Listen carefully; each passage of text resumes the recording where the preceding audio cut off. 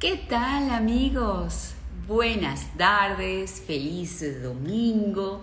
Qué gusto conectar con ustedes a través de esta ventana de A Tu Salud. Por supuesto, como siempre, hoy vamos a hablar de bienestar, pero masculina. ¿Por qué? Porque estamos en Movember. Ese es el movimiento que toma protagonismo en el mes de noviembre para dedicar todo este mes, así como se hace con octubre, al mes de la salud masculina. En octubre nos centramos en la salud femenina, en la prevención del cáncer de mama. En noviembre nos enfocamos en la salud masculina desde distintos puntos de vista, pero en especial para la detección precoz y prevención del cáncer de próstata. Así que gracias por estar ahí. Hicimos esto un domingo porque consideramos que ustedes ahora están más tranquilitos los fines de semana. Ya volvimos a cierta normalidad y entonces los días de semana quizás son un poco más ajetreados. Vamos a hablar de Movember por la salud masculina. Como les dije, estoy dando chance a que se unan más personas. Prevención de cáncer de próstata y de testículo. Vamos a hablar de depresión masculina e inactividad física, la relación entre estos dos factores, de la eyaculación precoz, de la disfunción eréctil, que implica la bajada de la testosterona, en fin, todo lo que tiene que ver con esos puntos o aspectos fundamentales de la salud de los caballeros. Mis invitados el día de hoy, Sofía Berens, psicólogo y sexólogo, y el doctor Gabriel Bastidas, urólogo, médico venezolano que trabaja en el Hospital Gregorio Marañón de Madrid. Vamos a ver si mis invitados ya están ahí. Sí, aquí está. Vamos a darle la entrada a Gabriel mientras que busco a Sofía, que debe estar por ahí. Aquí está Sofía. Vamos a esperar que se unan mis invitados y muchísimas gracias a los que están allí conectándose. Hola, ¿cómo estás, Sofía? Hola, buenas tardes. Buenas tardes, apareces Ando. tú primero. Debe ser que Gabriel tiene problemas de conexión porque acabo de aceptar su invitación. Vamos a ver, aceptar, aquí le di. Seguramente ya aparece. Qué bueno verte, Sofía, para hablar de estos temas relacionados a la salud sexual masculina en el mes de noviembre, que hay que visibilizar también a los caballeros. Siempre como que le damos más importancia a las damas y no a la salud de los jefes de la casa en algunos casos, aunque esa responsabilidad tiene que ser compartida. A ver, me dice que Gustavo no se puede unir, ¿qué pasará? A ver, qué raro, él tiene normalmente buena conexión. Tiene que asegurarse que se... A Ahí ver, está. Qué bueno. ahí estamos, ahí estamos. Hola, Gabriel, bienvenido también tú. Hola María Laura, ¿cómo estás? Encantado de saludarte. Hola Sofía, ¿cómo estás? Hola, Gabriel, buenas tardes. Bien. Bueno, buenas noches Encantado. para ti. Mira, encantado de saludarlas y además soy un privilegiado, ¿no? Así así es, el privilegiado de hoy. A ver, yo quisiera un poco poner en contexto cuáles son esos aspectos más importantes desde el punto de vista físico y mental de la salud masculina como tal. Y eso se lo pregunto precisamente en función de las dos especialidades. Tú eres urólogo, mi otra invitada es sexólogo y psicólogo. Entonces, bueno, quiero que ustedes me digan en qué nos debemos enfocar la noche de hoy. Sí, bueno, desde el punto de vista psicológico, como tú bien lo pusiste en tu post, yo creo que es importante preservar la salud mental en el ser humano en general y en el hombre en particular, haciendo como esta concienciación que tenemos con este movimiento Movember, ¿verdad? Y yo creo que la depresión es una de las, desde el punto de vista de salud mental, una de las, bueno, factores importantes que afectan, pues, ¿no? Al ser humano y al hombre, que tenemos que verlo, prevenirlo, tratarlo en caso de que esté. Además que el hombre muchas veces ni siquiera se da cuenta que está deprimido. Es importante esto, ¿no? Y bueno, desde la parte médica ya Gabriel lo dirá. Iba a hacer una acotación, pero prefiero que Gabriel diga cuáles son esos aspectos que él quisiera focalizar el día de hoy. Mira, por supuesto, totalmente de acuerdo con Sofía, pero yo creo que lo fundamental es desmontar, derribar tabúes, ¿no? Esa idea que tenemos de que el hombre no sufre, no padece, es el duro, es el fuerte, es el sexo fuerte de la relación, eso hay que desmontarlo. Los hombres es verdad que sufrimos tanto como ustedes, que tenemos implicaciones en todas las esferas, no solamente en la esfera sexual, sino en toda la esfera de ser hombre, lo que implica ser hombre, yo creo que es necesario desmontarla, es necesario que comencemos a hablar de problemas de salud que nos afectan. Y fíjate algo que sí resulta interesante, ¿no? Que los problemas del hombre son también los problemas de la mujer, es decir, son los problemas de la pareja. Y debemos comenzar a hablar entonces de los problemas fundamentales que afectan las relaciones de pareja. Ojo, a lo mejor alguno que me escuche dirá, bueno, pero es que no toda pareja está constituida por uno. Bueno, perfecto, hablemos entonces en términos generales de pareja, ¿no? Pero Correcto. es necesario derribar tabúes. Yo creo que es fundamental derribar tabúes porque en los tabúes nos quedamos, en esos tabúes por no me evalúo la próstata por un tema de masculinidad, de pseudo masculinidad, y es allí donde vemos las consecuencias y vamos a hablar más adelante de lo que sucede con el cáncer de próstata. Son los tabúes que ocurren por la vergüenza de no verme los testículos, no autoexplorarme, no hablarlo. Incluso los adolescentes muy pequeños en casa les da vergüenza que los padres lo vean desnudos, que exploren los genitales. Esto también trae sus consecuencias en el cáncer de testículo. Los problemas estos fundamentales desde el punto de vista psicológico me refiero a los temas de suicidio, por ejemplo. Fíjate lo que acaba de reportar España en el 2020, cada 2 horas se suicidó un ciudadano español. Son datos realmente alarmantes, ¿no? Cuando revisan los datos, se suicida uno cada 30 Gabriel, minutos. te cortó un poco la comunicación. Eso te iba a preguntar, te iba a acotar, vuelve a repetir las cifras porque me parecen que realmente son alarmantes y yo creo que pudieran extrapolarse a otros lugares del mundo, porque el asunto de la pandemia como que exacerbó también las patologías o las condiciones mentales, ¿no? Totalmente, totalmente. La pandemia ha afectado de manera importante, por supuesto que a todos aquellos individuos que ya tenían un sustrato, ¿no? Un problema de base, pero fíjate que las cifras del suicidio son realmente alarmantes. Te decía que en el 2020 se suicidó un ciudadano español cada 2 horas. Es decir, hablamos que ocurrieron entre 11 y 13 suicidios al día en una sociedad como esta, por supuesto que un país con los habitantes que todos sabemos, pero además las cifras cuando revisas en el mundo se suicida uno cada 30 minutos. Es realmente una cifra importante porque poco se habla de ello. Básicamente los hombres estamos acostumbrados a responder ¿cómo te encuentras? Bien, pero la mayoría de veces estamos realmente bien, estamos realmente susceptibles para demostrar si el paciente o aquel individuo tiene riesgo o no, por ejemplo, de suicidio, si está pasando por un problema de depresión realmente o no, ¿no? Y aquí se centra este año, fíjate, el movimiento Movember, igual que el tema de la movilidad, uno de los temas fundamentales es el MOVE, o sea, hay que moverse, y esto también derivado de la pandemia, ¿no te El imaginas la cantidad de ejercicio, la actividad problemas? física, claro está. Que Totalmente. ojo, y la actividad física, y aquí Sofía nos puede aportar, tiene mucho que influenciar de manera positiva en el estado de ánimo, precisamente para mermar un poco esa depresión que Totalmente. conduce. Sí. Y una Así cosa que es. le Fíjate iba tú a que hay, preguntar a Sofía, ajá, que es la no parte dime. orgánica y ellos pueden un poco hacer la dinámica de lo que es la bajada de la testosterona que también influye en los cambios de ánimo en el caballero. Sí. Sí, fíjate tú, hay varias cosas, ¿no? Escuchándolo a los dos. Uno se le ha dado más relevancia por mucho tiempo a la salud mental, en el caso de la salud mental femenina, porque los índices eran mayores en casi todos los trastornos mentales en mujeres que en hombres, ¿no?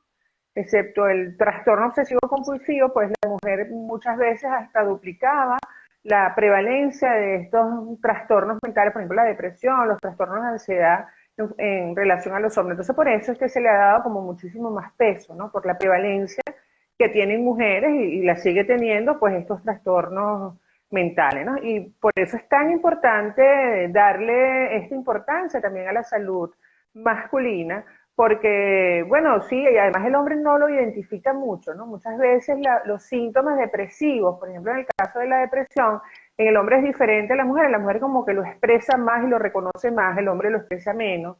El hombre los síntomas típicos que tienen puede ser más la irritabilidad, por ejemplo, el mal humor, menos la tristeza, muchas veces toma comportamientos evitativos como el alcohol, por ejemplo, el abuso del alcohol o otras sustancias, el ejercicio excesivo, inclusive se ha visto que muchas veces hombres depresivos lo hacen. Fíjate que ese ejercicio, cuando es excesivo el ejercicio, también hay que mirarlo, ¿no? Hay que mirarlo y explorar si detrás de esto, sobre todo en el caso de los hombres, si hay un cuadro depresivo. En cuanto a lo que decías, María Laura, de la actividad física, eso es fundamental. Hay hábitos en la vida del ser humano que definitivamente preservan la salud mental, ¿no? Uno es tener algún tipo de actividad física, sobre todo de tipo aeróbico, sobre todo en la mañana. Y se requiere, yo tengo como, bueno, como los hábitos, pero los hábitos uno tiene que decirlo y hacerlo hasta que se dé, ¿no? Para Entonces yo que no constante, se te olvide. claro, así es, yo constantemente le recuerdo a la gente que tiene que hacer ejercicios en la mañana.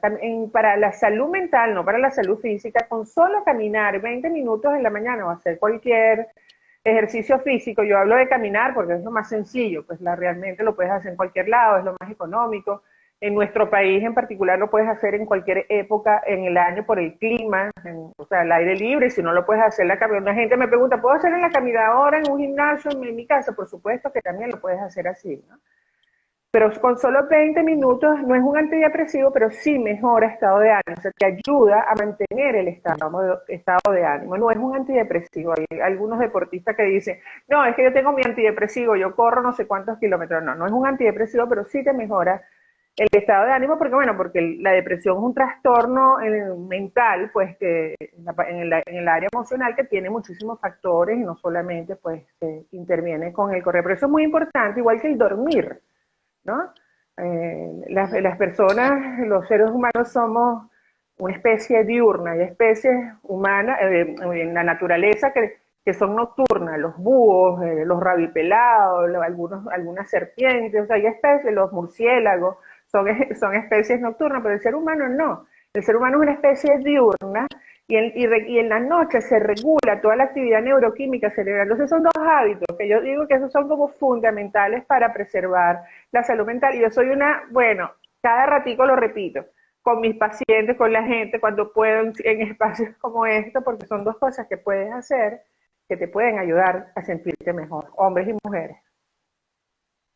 Así es. Hay una cosa importante y es que, y esto lo acabo de pensar, normalmente a nosotras las chicas nos enseñan desde que nos desarrollamos que tenemos que comenzar a ir anualmente al ginecólogo, ¿ok?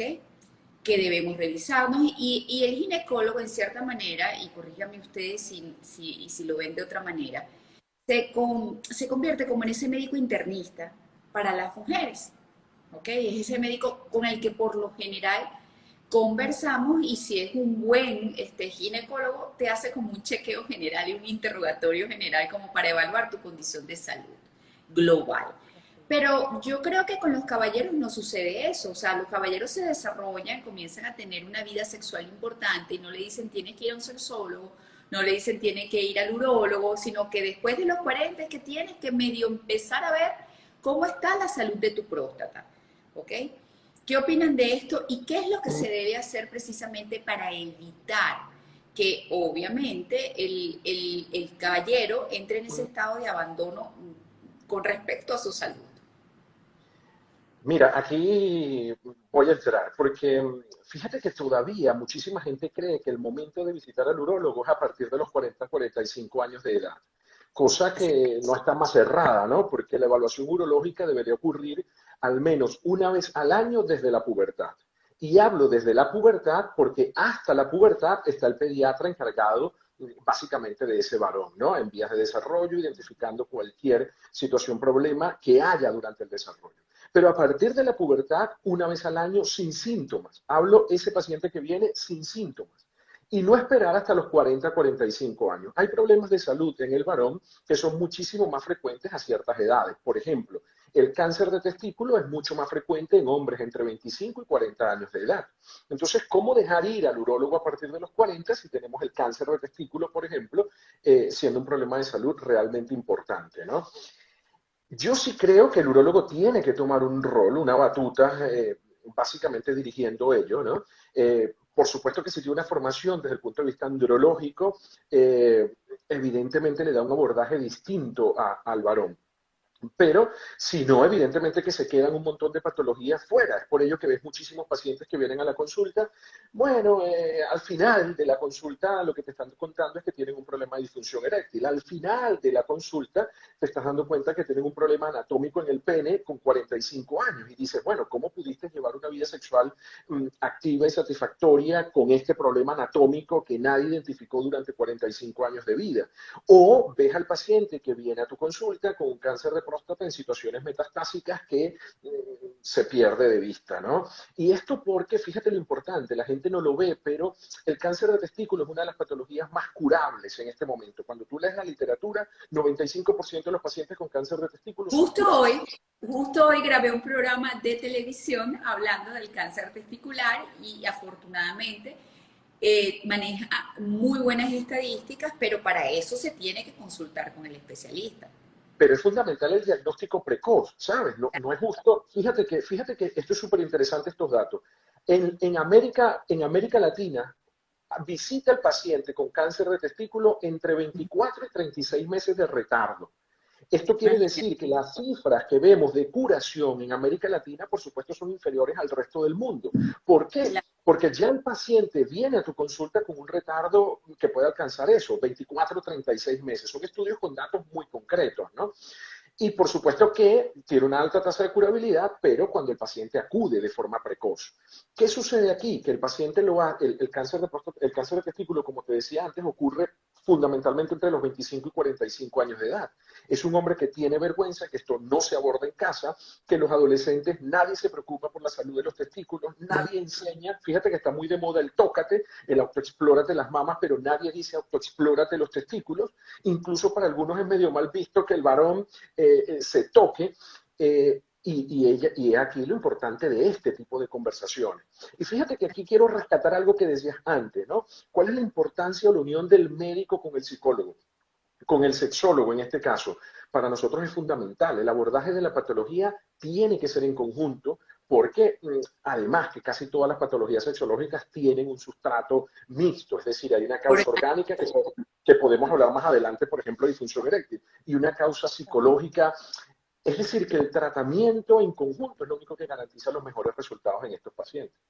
Ahí voy con Sofía, contigo, con algo importante, y es eso, o sea, y es con respecto a datos estadísticos que seguramente tú debes manejar, Sofía, y es que el hombre, obviamente, a veces en su iniciación sexual no recibe como la mejor guía, y desde el mismo momento que se inicia sexualmente comienzan a surgir problemas, y no es muy normal que el hombre consulte.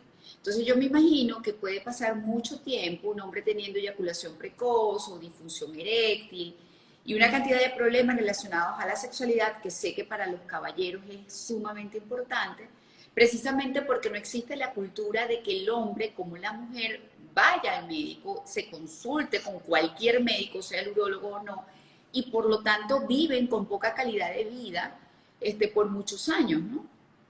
Así es, María Laura. Fíjate tú que las cifras, por ejemplo, de la eyaculación precoz son realmente alarmantes, ¿no? O sea, está descrito en estudios de metaanálisis, que son esos estudios que revisan muchísimos estudios estandarizados a nivel de investigación, a nivel científico, pues muchos. Entonces dice que más o menos cerca del 40%, o sea, imagínate tú esto, esta cifra, o sea, más o menos la mitad de los hombres, podríamos decirlo así, pueden padecer de eyaculación precoz. Entonces, por supuesto, que es importantísimo que las personas sepan esto.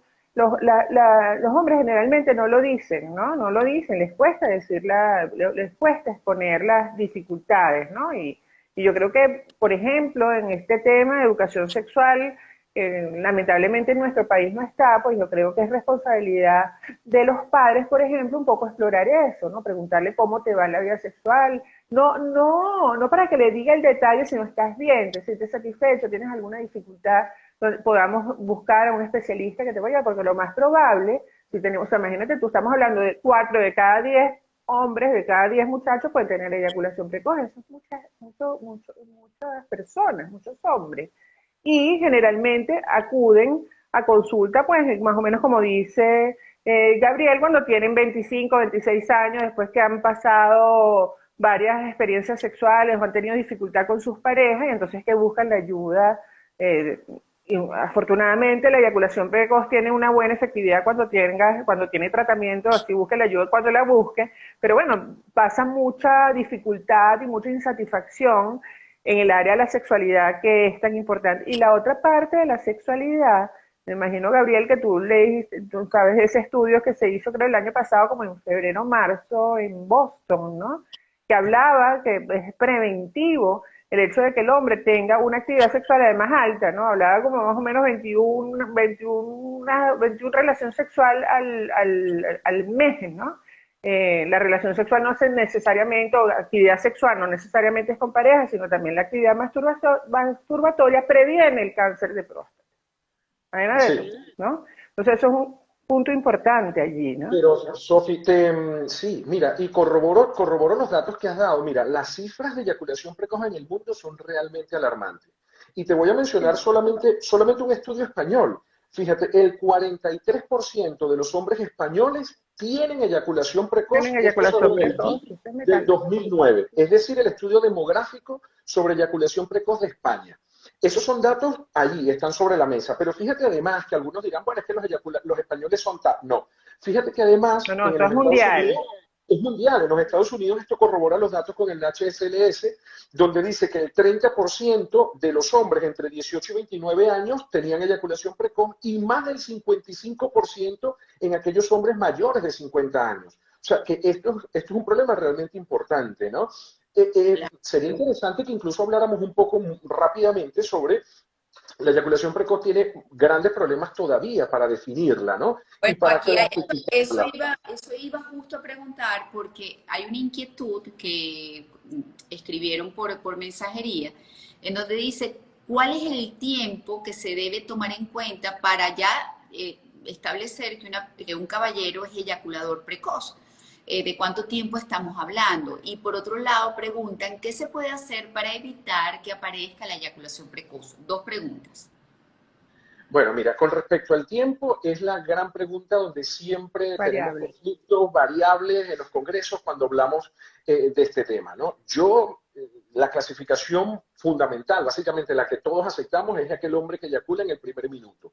Sin embargo, eyaculación precoz es aquella eyaculación que ocurre antes de que el paciente lo desee, ¿no? Pero aquí hay algunas a mí me gusta más ese criterio, ¿no? Sí, último criterio, claro, porque el hombre el hombre tiene cierta controlabilidad de su reflejo eyaculatorio, ¿no?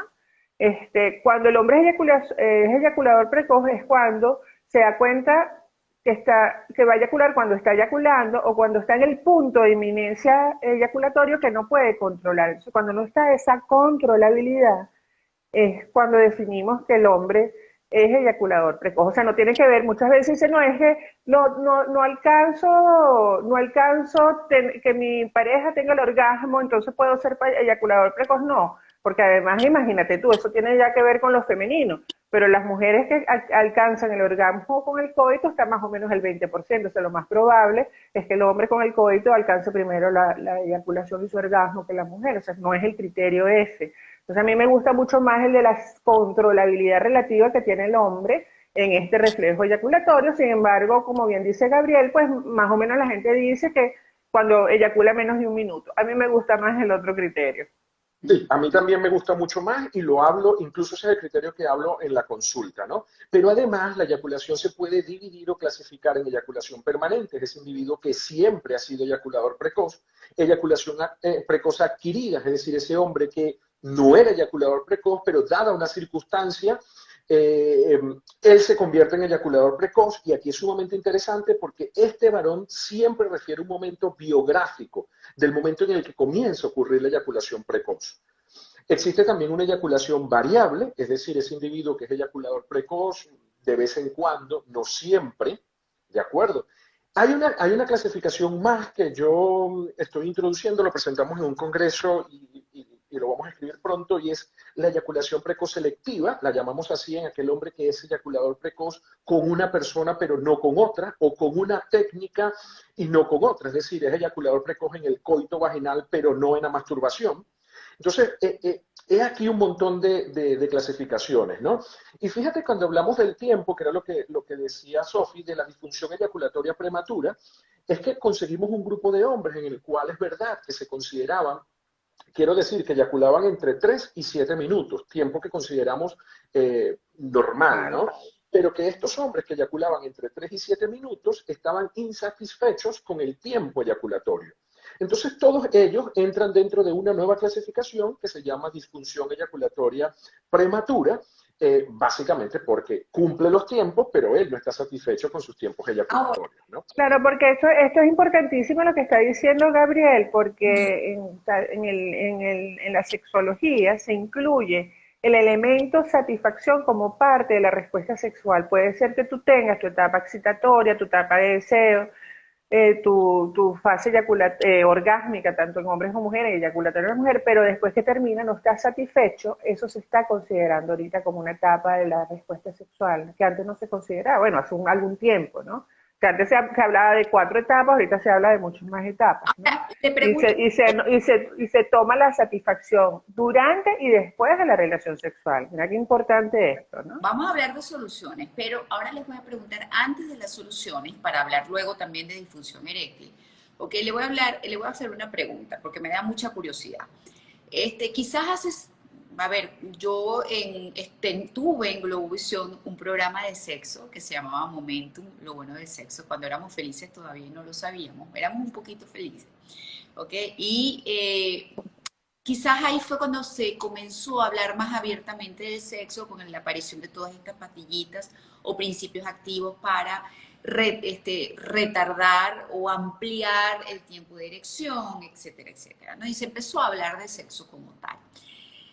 Cuando ya comienza a visibilizarse el sexo un poco más, siento yo que se ha visualizado más por los medios de comunicación, por las redes y una cantidad de cosas.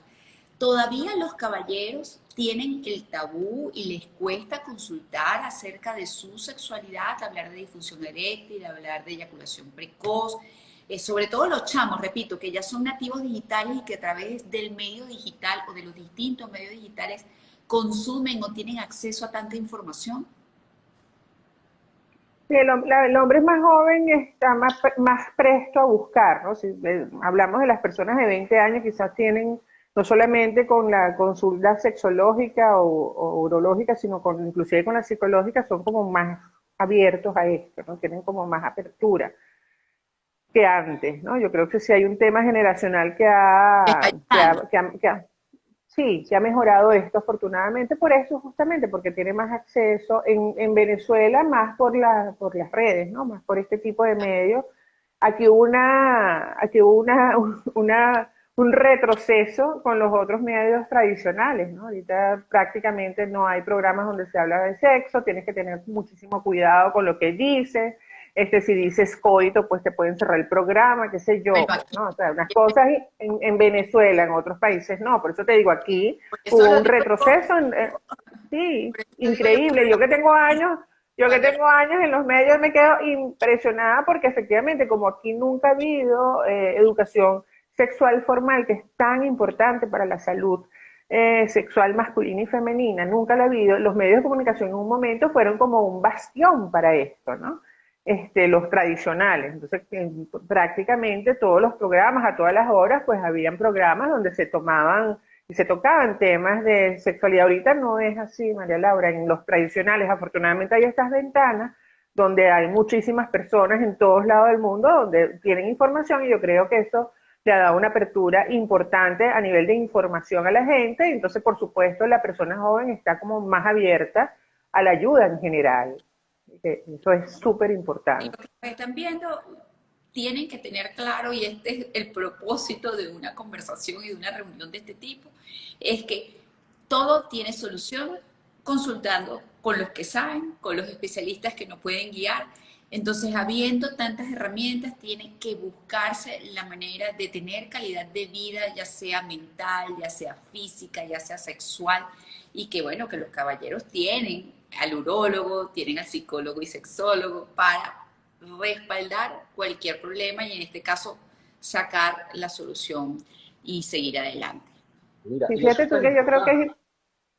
sí, es importante hablar de las causas, ¿no? Como bien decía Gabriela al inicio, casi todo, bueno, el ser humano es un ser biológico, a los que trabajamos en salud él le dice biopsicosocial, biológico, psicológico y social, tiene los tres componentes. Y generalmente en casi todas las patologías, en la sexualidad y en la de salud mental y en casi toda la vida, pues los tres componentes están en un sistema interaccionando. Entonces siempre hay que descartar componentes orgánicos, componentes psicológicos, componentes que tengan que ver con cualquiera de las patologías y parte de la identificación de esos causantes pues te va a hacer generar un tratamiento efectivo, que generalmente lo tiene, o sea, la efectividad de los tratamientos, por ejemplo, en eyaculación precoz son súper altas, estamos hablando por encima del 80% de la efectividad de personas que buscan tratamiento con eyaculación precoz lo resuelve, o sea, imagínate tú, ¿no? Es altísimo la prevalencia, pero también es altísima la eficacia del tratamiento. Esto es súper importante que las personas lo sepan. Mira, sí, y es tan importante que la gente busque solución, porque María Laura, hicimos un trabajo de investigación cuando yo hacía andrología en Brasil, en la ciudad de Sao Paulo, y acudimos a centros de alcohólicos, ¿no? Básicamente de personas con uso y abuso de alcohol. Pues en ellos hicimos encuestas y conseguimos que cerca del 60% eran eyaculadores precoces. Y comenzaban a utilizar ciertas sustancias con la intención de inhibir el deseo eyaculatorio, ¿sabes? Sin buscarle una solución real al problema. También es importante que hablemos, y lo quiero introducir de una vez porque luego se nos va a ir el tiempo, Mari, que la eyaculación precoz va de la mano en muchos pacientes con la disfunción eréctil. Es porque ese paciente comienza a tener cierto miedo al momento de iniciar su actividad sexual o de tener un encuentro sexual y allí comienza a padecer también de disfunción eréctil. No es extraño que llegue a la consulta un paciente que primero era eyaculador precoz y luego ya ahora eyaculador precoz y disfunción eréctil o viceversa, ¿no? Entran en un círculo vicioso. Y quiero iniciar introduciéndote las causas básicamente de disfunción eréctil para que la gente rápidamente, sin agobiarlos, ¿no? Pero la disfunción eréctil se divide en causas orgánicas, causas psicológicas y causas mixtas. Y dentro de las orgánicas nos importan mucho las vasculares, básicamente estas que producen aterosclerosis, endurecimiento de los vasos, bueno, de lo que estamos hablando, poca actividad física y lo demás. Neurogénicas son aquellas patologías de origen neurológico que pueden afectar la función eréctil. Hablo de la enfermedad de la esclerosis múltiple, de la enfermedad de Parkinson, de los accidentes cerebrovasculares.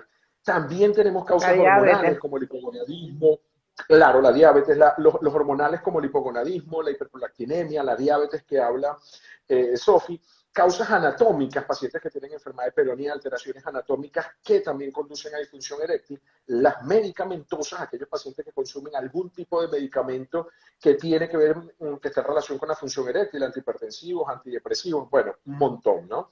Por supuesto, las causas de origen psicológico y las causas de origen mixto. Y en estas de origen mixto me quiero detener porque cuando revisas los datos, un gran número de pacientes realmente tienen una causa mixta, es decir, hay una causa orgánica de base que además se sobrepone a una causa psicológica, entra en bucle, en un círculo vicioso y de allí no lo sacas sin darle tratamiento a ambos Sí, enfoques. O sea, los le das dos tratamiento aspectos. al Y es enfoque importante, biológico. sí, es importante también señalar en el caso de la disfunción eréctil que mientras el hombre sea más joven, ¿verdad? Esté por debajo de los 40, 45 años, pues el factor psicológico tiene más peso. No es que está descartado el orgánico, pero tiene más peso el factor psicológico. Y la causa fundamental es la anticipación de la falla. O sea, van a la relación sexual anticipando que van a fallar, ¿no? No se me va a parar, pues es más o menos el pensamiento, la cognición, no voy a tener una erección, esta mujer me va a votar, o sea, tienen una postura catastrófica de su falla y la anticipación de la falla genera lo que nosotros llamamos ansiedad sexual. Y la ansiedad es uno de los peores enemigos de la respuesta sexual eréctil, ¿no? Para tener erección, el hombre necesita que haya vasodilatación de sus vasos sanguíneos y sus cuerpos cavernosos se llenan de sangre, por eso aparece la erección. Cuando hay ansiedad, esos vasos sanguíneos se contraen y no hay flujo sanguíneo. O sea, la ansiedad es un enemigo fundamental de la respuesta sexual en general, pues, ¿no? Sobre todo el No, eréctil. imagino Entonces, que las causas que ustedes mencionan de lo que es el problema de eyaculación precoz también tienen mucho que ver con la disfunción eréctil como tal. O sea, es decir, estamos son, hablando de disfunción eréctil, estamos sí, hablando de esta es más de disfunción eréctil ahorita, sí, que yo, es que que yo es pensaba típica. que Y estaban hablando también de las causas de la eyaculación precoz. Estamos hablando de la disfunción eréctil, por eso me decía, bueno, me imagino que son las mismas causas. hay unas Perfecto. que coinciden, hay unas que coinciden. En el caso del eyaculador precoz, Ajá. desde el punto de vista perceptual, ellos no tienen la percepción, ellos su cerebro no reconoce cuáles son las señales o los signos que le dicen que va a venir la eyaculación, ¿no? Por eso se dan cuenta cuando están en el punto de la inminencia eyaculatoria, cuando ya están eyaculando, que no pueden tener ningún tipo de controlabilidad. Yo siempre pongo el ejemplo acá de cuando los niños aprenden a ir al baño a hacer pipí, ¿no? Ellos piden ir al baño cuando ellos perciben, su cerebro percibe que su vejiga está llena. Eso es más o menos a los 2 años y medio, 3 años por allí, más o menos, Pero donde antes, el cerebro está. Antes no, pero entonces cuando el niño percibe su vejiga llena, es que eso es como un aprendizaje perceptual, ¿no?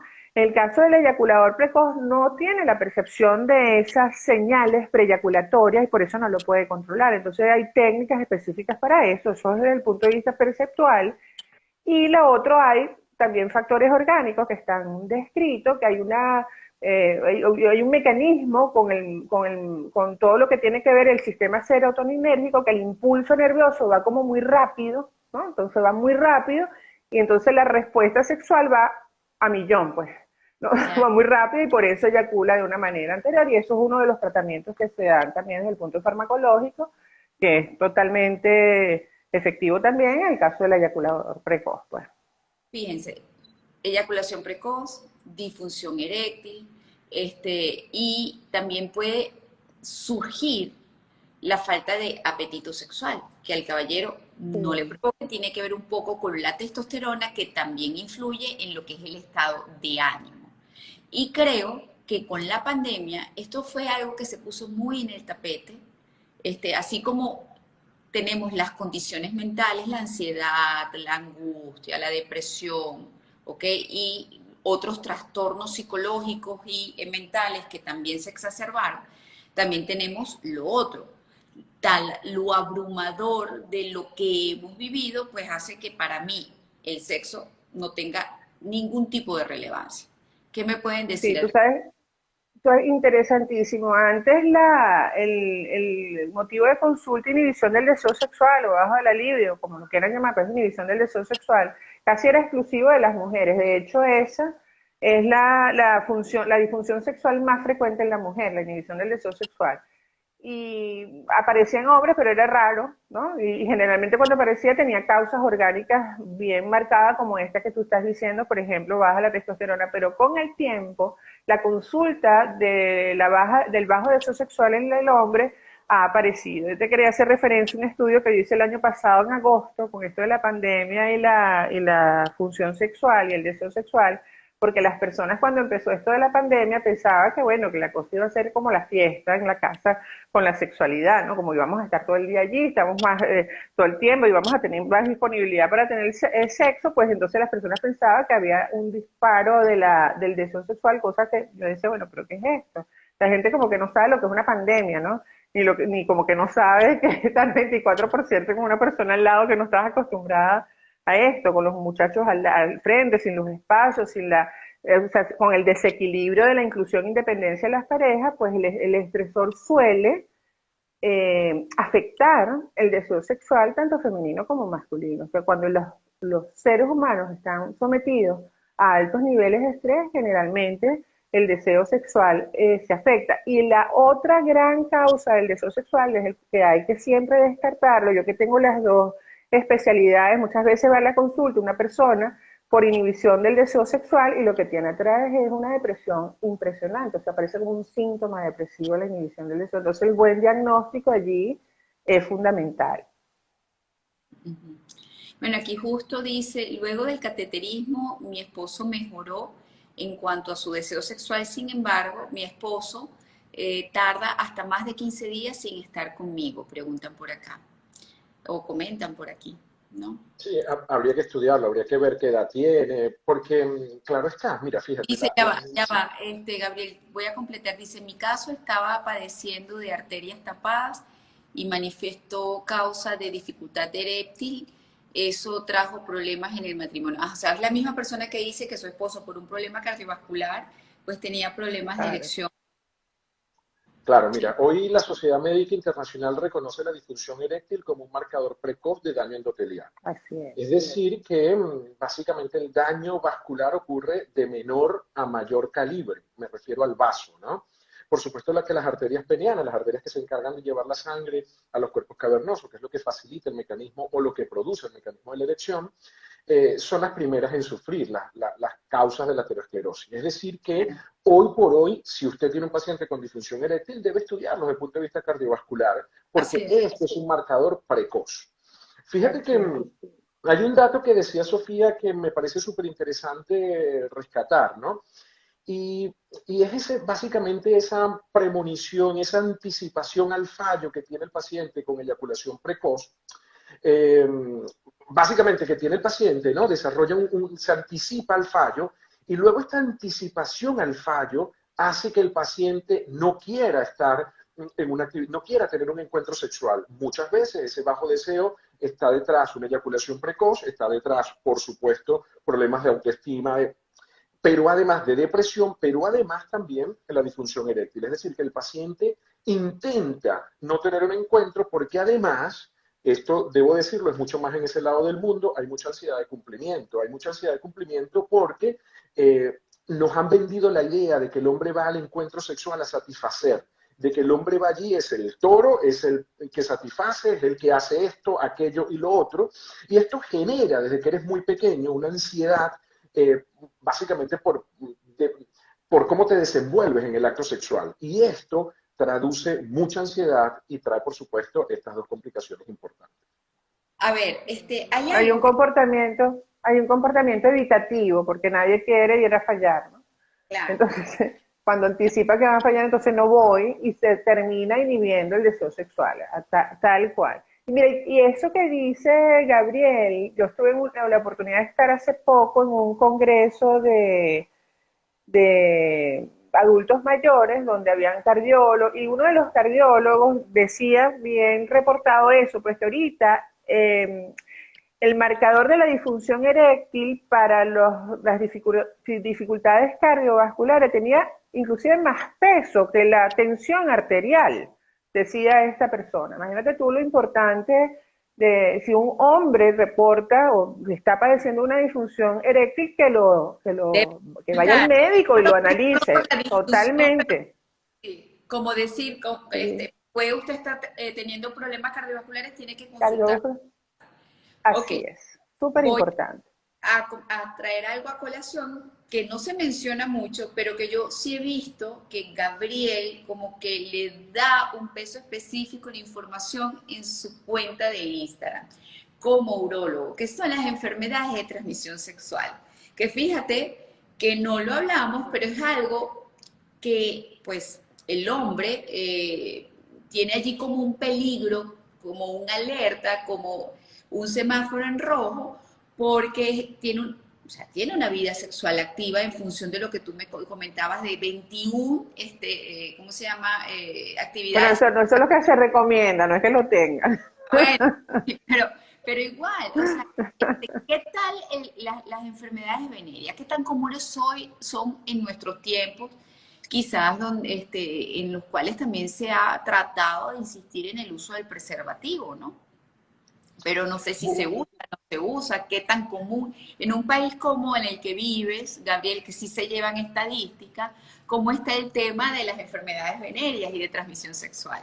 Bueno, María Laura, esto es tan importante que las infecciones de transmisión sexual hoy son uno de los 5 problemas más importantes del mundo de salud pública. Es decir, cuando hablamos de salud pública, uno de los 5 grandes problemas, ojo, está el COVID dentro de esos 5, pero uno de los 5 son las infecciones de transmisión sexual. No tenía En ni idea. Europa, en Europa estamos sumamente preocupados por el tema de las infecciones de transmisión sexual. Incluso hoy por hoy estamos viviendo una epidemia de sífilis. Y te doy una primicia aquí. Acabo de terminar, está en fase de edición, un libro de sífilis, y lo cual lo titulé Sífilis, la nueva epidemia. Y esto de la nueva epidemia, basado por supuesto en lo que ha pasado con el COVID, pero se convierte en un problema de salud pública la sífilis en toda Europa. No solamente hablamos de la sífilis en España, hablamos, como bien sabes, que me muevo entre España e Italia. Los casos de sífilis son realmente alarmantes. Y alarmantes que estamos viendo cosas, básicamente sintomatología o clínica de sífilis que estaban, por supuesto, que nadie veía, porque la sífilis era o se consideraba incluso una enfermedad erradicada. Hoy por Pero hoy es... o sea, porque precisamente yo he estado viendo ciertas, yo no es que tengo mucho tiempo, pero de vez en cuando veo alguna de tus publicaciones y he notado que le das mucha visibilidad al tema de las enfermedades de transmisión sexual. Pero aquí en Venezuela, y que me corrija Sofía, es muy poco lo que se habla del tema cuando se habla de cobertura de salud. ¿Cierto o falso? Yo quisiera saber, y me llena de Totalmente. curiosidad, si en Europa estamos hablando de cifras tan elevadas, en países como los nuestros, en donde poca educación sexual hay, en donde hablábamos, bueno, ya tú lo habías dicho, Sofía, ¿cómo está entonces el tema de las enfermedades de transmisión sexual? ¿No? Sí, Y porque lamentablemente aquí no tenemos estadísticas, eso es un gran tema que tenemos acá en Venezuela, pues el tema de las estadísticas no las tenemos al día en salud, ¿no? Pero no debe ser muy diferente que en Europa, ¿no? Puede ser igual o peor por el tema sí, de la educación sexual. estoy seguro que debe Sí, ser igual o peor. Incluso un tema que pongo sobre la sí. mesa, María Laura, y que comprometo a Sofía, incluso podría ser objetivo de un próximo live, es que la gente ahora se está relacionando de forma diferente. Los encuentros sexuales ahora son de forma diferente a lo que ocurría hace 10 o 15 años. Y probablemente ello traduce el incremento de las infecciones de transmisión sexual. Hay varios factores sobre los cuales estamos trabajando. Uno, parece mentira, pero en Europa parecía que se había ganado la batalla y la gente había entendido de la importancia del uso sistemático del condón o preservativo. Ya no, Condón. nadie usa preservativo porque la gente le Es ha perdido el grave. miedo a las infecciones de transmisión sexual, porque se ha cronificado el VIH, ya no es una enfermedad mortal, sino simplemente una enfermedad crónica con un tratamiento efectivo. La gente le ha perdido el miedo por la aparición de la medicación preexposición, que es esa medicación que reciben algunos pacientes para evitar la transmisión del virus de VIH, porque además de eso tenemos drogas o tratamiento post-exposición, es decir, esa medicación que recibe el paciente en caso de que se haya expuesto, ¿de acuerdo? Y no haya usado ningún método de barrera, entonces tenemos medidas de esas, y además de ello, porque existe un movimiento mundial como de reivindicación en contra del uso del De que yo puedo preservativo. tener sexo porque me da la gana, las veces que me dé la gana y con quien me dé la gana. Cierto, eso es así, Y pero sin, cuida, y sin, y utiliza sin preservativo, o sea, minimiza el riesgo, ¿no?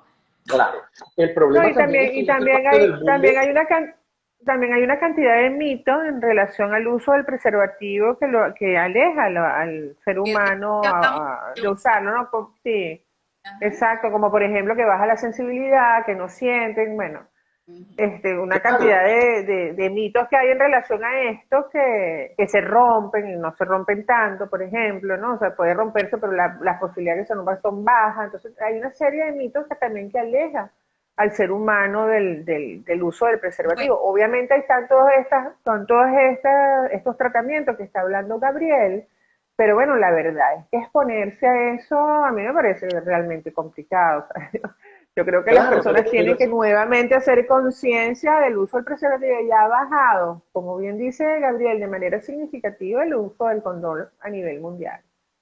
Bueno, yo los comprometo a que vamos a hacer un programa solamente de eso, de enfermedades de transmisión sexual, de por qué han proliferado, de los mitos y realidades con respecto al uso de preservativo, cómo tener relaciones sexuales protegidas, cuál es el ideal precisamente para, así como ya sabemos que tenemos que utilizar el tapaboca y a la gente se le olvida y te ve como un bicho raro cuando lo utilizas o no te lo quieres quitar, cómo es el lavado de manos frecuente, cómo es un poco de distancia si tú no tienes pues cercanía con esa persona, pues yo creo que tenemos que hablar o volver a hablar y educar con respecto al sexo seguro y responsable.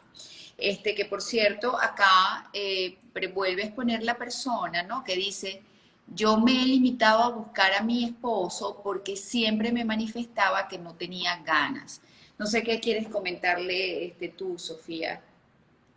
Sí, yo sí creo que es importante conversarlo, ¿no? Conversar con esta persona, no en el momento en que se dé de alguna manera el rechazo en la sexualidad porque no tiene ganas, sino conversarlo en situaciones no sexuales, decirme, yo estoy preocupada o me llama la atención que esto sea así, ofrecer ir ayuda, si él no quiere ir ayuda, puede ir ayuda a la persona porque también puede generarse pues algunas estrategias para que ella pueda llevar esta situación de una mejor manera. Pero bueno, efectivamente esta persona tiene una dificultad que puede ser, por lo que está diciendo, yo creo que tiene un componente orgánico importante que puede estar inhibiéndolo en su sexualidad. Muchas veces hay temores, yo no sé si no entendí qué era lo que tenía, si era un problema cardiovascular. Tiene un problema Muchas veces hay temores. el caballero tiene temor también de tener sexo en función de ese daño Claro, cardiovascular. porque equivocadamente anticipa que si tengo sexo me puede, eso lo escucho yo frecuentemente en la consulta, me imagino que tú también, Gabriel, que si tengo sexo,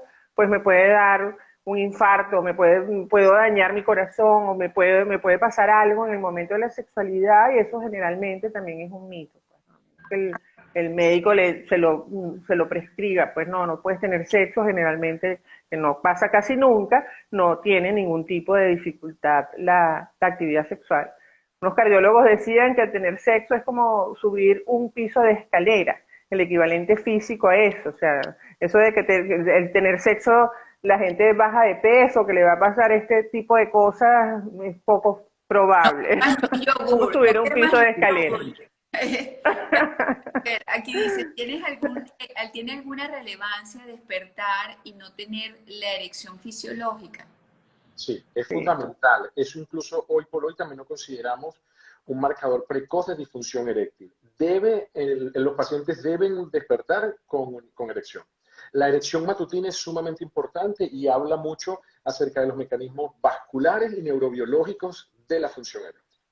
Aquí preguntan, doctora, quería saber si es cierto que el sexo ayuda a subir las defensas del organismo. Pues sí, el sexo ayuda a una mejor salud mental y física, obviamente. Una actividad placentera que activa todo el sistema neuroquímico en el cerebro y es fundamental para el ser humano. Ajá. Debería Cuando dar tú estás felicidad y la satisfecho y cuando estás felicidad bien,